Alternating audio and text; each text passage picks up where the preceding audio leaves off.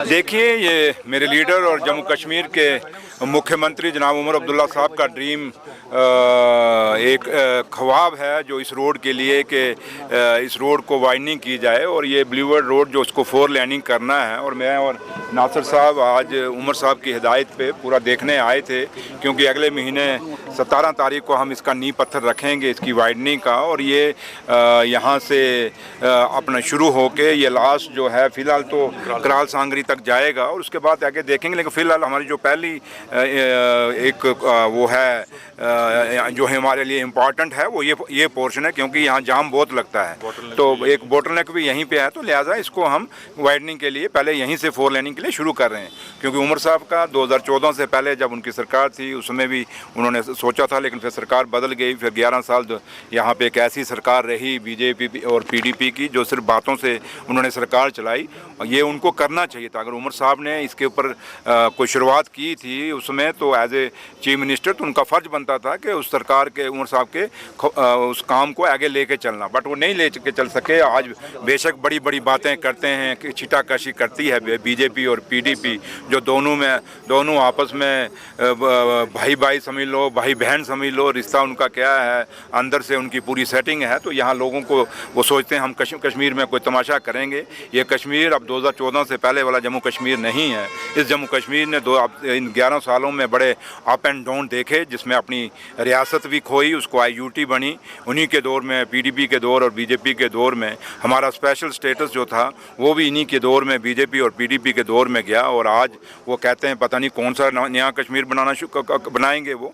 तो लिहाजा आज हमारा जो है ये उमर अब्दुल्ला सरकार है, ये ईमानदारी से चाहती है कि हम जम्मू कश्मीर के लोगों ने हम पे इस ऐसे दौर पे जिम्मेवारी दी है जहाँ हमारे पास भी बड़ी एक लड़ाई है। क्योंकि यहाँ 2 सरकारें चल रही हैं। एक सरकार वो जो आप लोगों ने, जो आप पत्रकार और जो जम्मू कश्मीर के लोगों ने सरकार चुनी है, और एक सरकार वो चल रही है जो नॉमिनेटेड है, जो सिर्फ यहाँ अपॉइंट की गई है। तो लिहाजा सुनवाई तो, क्योंकि अब जिम्मेवारी तो हम पे बनती है, लेकिन हम अपनी जिम्मेवारी से नहीं भागेंगे।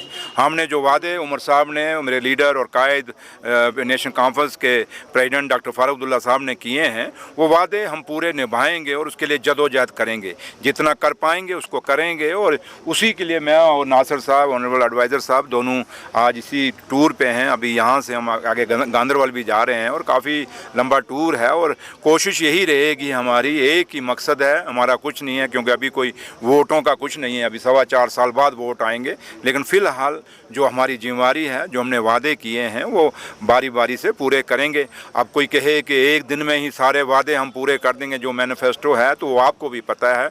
और मैं आप पत्रकार जो हैं जम्मू कश्मीर के और कश्मीर के, मैं आप सबसे अपील करूंगा कि आपको इस ऐसे दौर में जब सरकार किस माहौल से निकल रही है, आप लोग पढ़े लिखे लोग हैं, सीनियर जर्नलिस्ट हैं, आपको भी समझना चाहिए और सरकार को पूरा सहयोग करें। जहाँ हमारी त्रुटियाँ हैं हमें बताएँ, आके बंद कमरे में भी बताएँ, पब्लिकली भी बताएँ, हम आपकी हर बात को सुनेंगे। लेकिन थोड़ा सा हमें टाइम चाहिए और हमें 5 साल के लिए जिता के भेजा हुआ है और 5 साल बाद हमें मैनिफेस्टो पे पूछा जाए। अभी तो शुरुआत है और शुरुआत किस दौर में है और किन हालातों में है ये भी आपको पता है। सिर्फ फ़र्क इतना है कुछ चीज़ें अभी हम बोल नहीं रहे। अभी भी हमें उम्मीद है कि हिंदुस्तान के प्राइम मिनिस्टर साहब ने जो वादा जम्मू कश्मीर के लोगों से किया हुआ स्टेट का, वो जल्दी देंगे।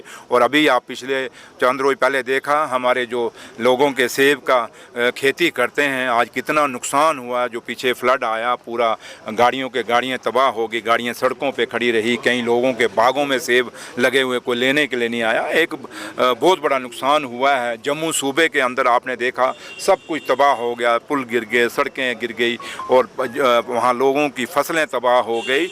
और ये काफ़ी सारे नुकसान हैं जिसके लिए हम उम्मीद करते हैं कि प्राइम मिनिस्टर साहब जम्मू कश्मीर को बहुत बड़ा पैकेज देंगे। जब 2014 में सैलाब आया था कश्मीर के अंदर, उसमें 80,000 करोड़ का एक पैकेज मोदी साहब ने दिया था। लेकिन उस समय की जो सरकार थी वो हमारी तो थी नहीं, नेशनल कॉन्फ्रेंस की तो थी नहीं, उस समय की सरकार थी बीजेपी और पीडीपी की। अब वो 80,000 करोड़ का आज तक भी हिसाब नहीं दे रहे। भले इनको पूछिए पिछला अपना हिसाब दीजिए, वो 80,000 करोड़ आपने कहाँ छोड़ा। क्योंकि कश्मीर में जिसको पूछो, जिनके नुकसान सैलाब में हुए, किसी को कोई कुछ नहीं मिला। आज भी उनका पैसा खुर्द बुर्द हो गया है। लेकिन फिर भी हम कहेंगे कि आज उससे दुगने पैकेज की जम्मू कश्मीर में ज़रूरत है। ऑनरेबल प्राइम मिनिस्टर साहब करेंगे और पैकेज देंगे करेंगे, ये उम्मीद हम उनसे रखते हैं। और जम्मू कश्मीर की सरकार को काम करने में एक फ्री हैंड मिलेगा स्टेट का दर्जा दे के, ये उम्मीद हम ऑनरेबल प्राइम मिनिस्टर साहब से रखते हैं। चौधरी साहब, चूँकि आज कैबिनेट की मीटिंग हुई, लेकिन मीटिंग से पहले हमने कल देखा लीडर ऑफ अपोजिशन, बाकी जितने भी बीजेपी की जम्मू कश्मीर की लीडरशिप है, उन्होंने कोई उम्मीद जाहिर नहीं की इस मीटिंग से। बड़ा तनकीद किया गया नेशनल कॉन्फ्रेंस को। आज की मीटिंग के बारे में जो लोग इस जम्मू कश्मीर को बर्बाद करने में शामिल हैं, जिनकी बात आप कर रहे हैं एलओपी साहब की, वो उसी पीडीपी और बीजेपी की सरकार में मंत्री थे।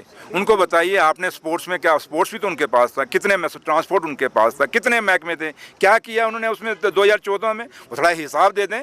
हमारा तो 10 महीने हुए हैं और 11 साल एलओपी साहब को मेरी तरफ से पूछना, कहना लखनपुर से लेके काजीकुंड तक आपका नेशनल हाईवे पानी के आगे टिक नहीं सका, और जो सड़कें और जो पुल शेर कश्मीर शेख मोहम्मद अब्दुल्ला साहब ने बनाए, डॉक्टर फारूक अब्दुल्ला साहब के दौर में बने, चाहे उमर साहब के दौर में बड़े, क्यों तवी का पुल क्यों नहीं टूटा, तभी गुजर नगर का पुल क्यों नहीं टूटा, चौथा ब्रिज क्यों नहीं टूटा, आपका सिदरा ब्रिज क्यों नहीं टूटा, हमारी पूरा नेशनल हाईवे जो पुरानी सड़कें बनी क्यों नहीं टूटी, इनके पूरे के पूरे पुल भी गिर गए, इनकी सड़कें भी गिर गई। हमारे दौर में कभी भी सेब के जो खेती करते हैं किसान, उनको इतना कभी नुकसान नहीं हुआ जो इनकी वजह से हुआ, क्योंकि ये नेशनल हाईवे जिसके रोज़ ये गुण गाते हैं 11 साल के, ये इन्हीं का तो बनाया हुआ है।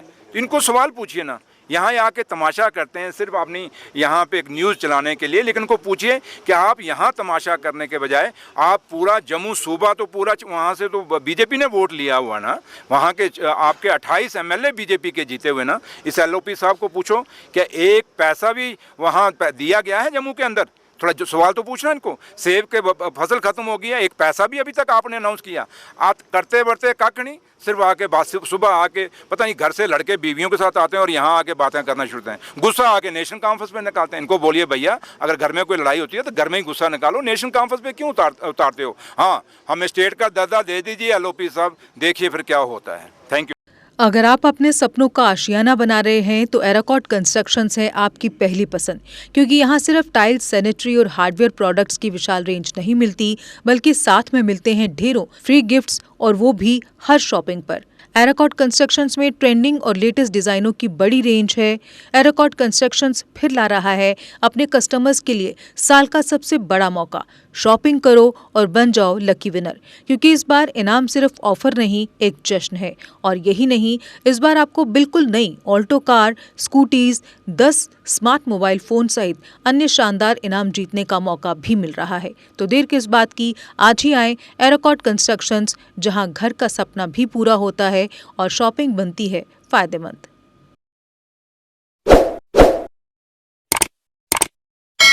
जम्मू कश्मीर की खबरों के लिए जुड़े रहिए JK अपडेट के साथ।